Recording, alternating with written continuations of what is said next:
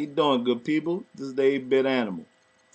Now, for those who don't really know me that well, I've always asserted my point that, in my opinion, Konami and Capcom were pretty much the two top dogs during the 8-bit NES life cycle, as far as third parties are concerned. They pumped out more high-quality titles during that time frame than any two third parties that were around at that point. Konami was in essence two publishers because you had Konami and you had Ultra Games, which functioned kind of like Acclaim and LJN did, though less sucky.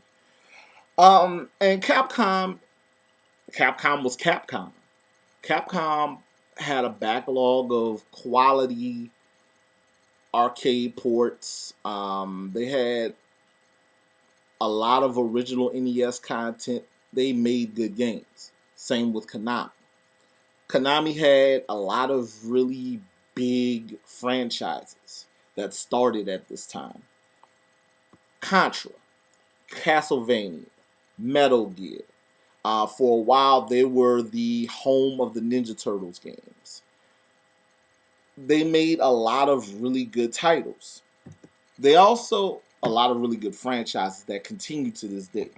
They also made a few lesser known titles that were pretty much one-offs because they never got sequels. One of those one-offs is it actually is pretty near and dear to my heart, mainly because of its setting. That game is The Adventures of Bayou Billy. Now, forgive my cartridge. It's kind of messed up from the good folks at GameStop where I bought this years ago. But that's neither here nor there. We're going to get that cleaned up. Bayou Billy started life as a Famicom title called Mad City. Mad City was an okay game.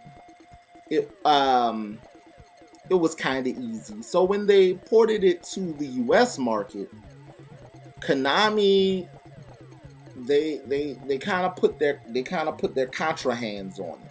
And what I mean is they made this game hard. They beefed up the enemy difficulty. They cut out extra lives in certain points. Your vehicle in the driving portions of the game is significantly weaker in the US version than it is in the Japanese version. Another thing, since I brought that up, Bayou Billy is interesting in that it's one of the first titles that featured more than one genre of gameplay in one game. You had your standard beat 'em up, Double Dragon clone type gameplay that wasn't as polished as Double Dragon, but it was a fun game. You fought your random run-of-the-mill thugs that drop knives and sticks, and you would throw them at your enemies and all this other blah blah. You would in swampy portions of the levels, you would fight alligators. Alligators would pop out of water and attack you. You would fight them off. You would also fight off assorted scuba divers who would be armed with pistols in some instances, and a few that were equipped with bulletproof vests, so you would have to fight them hand to hand and knock off the bulletproof vest before you could shoot and kill them. Once you cleared those stages, you would typically move to a light gun level.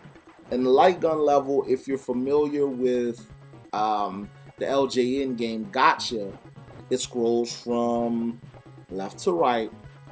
There are enemies popping out of the woodwork. You shoot them, they'll drop ammo and health, and eventually you'll come to a boss. And that boss will take significantly more ammo to to be. Then you would probably either go back to a fighting stage or you would move to a driving stage. Now the driving stages were cool because they featured the same type of behind the vehicle perspective that we were used to from games like Pole Position, and later made popular on the NES by Rad Racer.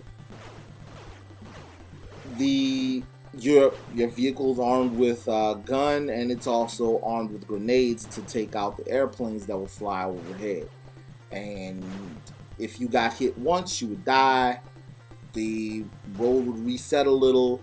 You would be placed back, and this would go on until you ran out of extra lives.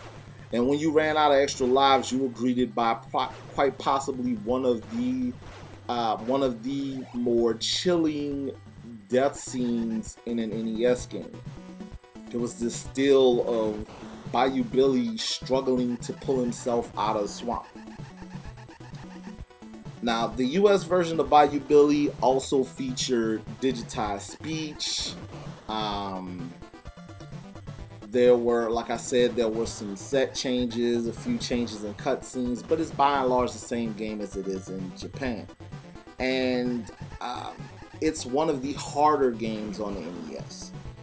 Now, I joked about Guerrilla War smacking you around but not leaving you on the side of the road. Bayou Billy would not only smack you around, it would put you in a trash bag and kick you out of a moving truck. Bayou Billy didn't play with nobody, but it's a rewarding experience once you beat the game. This is the 8-bit animal. Bayou Billy, I got my copy for $2. You could probably still find it for like $2, $3, $4 somewhere. Again, if you pay more than $5, you're tripping. But that was probably the first game that I saw that I could think of that's largely set in the bayou, as it were. This is the 8-bit animal. I'll see you guys tomorrow.